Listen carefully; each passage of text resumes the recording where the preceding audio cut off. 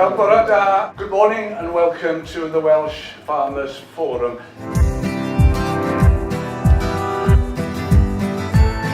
There are so many issues out there churning around in relation to the future of the industry.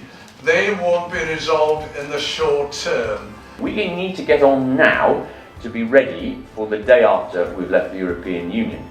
That's in terms of money, it's in terms of regulation and the laws that will pertain, and it's in terms of how we manage our business, the work that we all do collectively.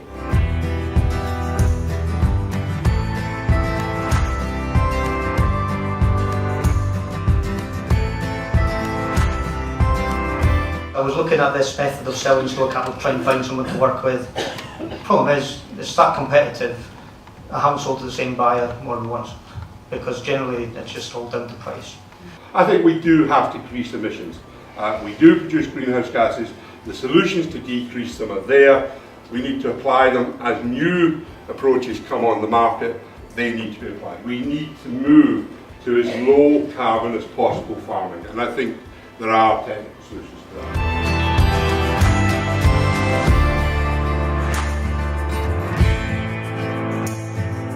On the farm that I'm working with, we were able to identify that 80% of his herd were not in need of that antibiotic tube at the point that they were dried off.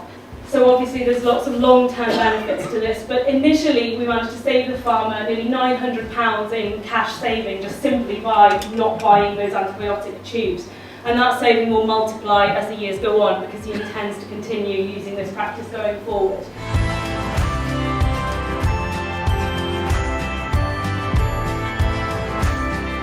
I feel genetics have got a massive part to play, but if you haven't got these things right to start, you can have the best genetics in the world. If you don't feed it the right product, you're not going to get the full benefit of it. You're better off having the slightly poorer genetics and the better grassland, and you'll get more out of that poor genetic yield. I can't recall being in a meeting with so many farmers. You know, it's overwhelming the amount which has turned out today, and I think, I think the topic today with Brexit and what is ahead of us is basically unknown yet.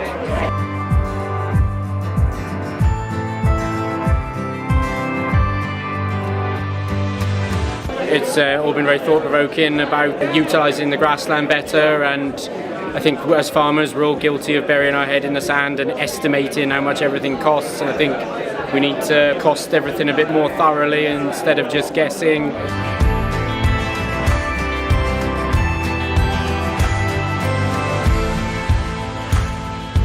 It shows that there is interest in the industry to move forward, and at this time of so political unrest and sort of uncertainty and volatility in markets, it's nice people actually, they are interested in the younger generation, want to come up through and do something about farming within Wales.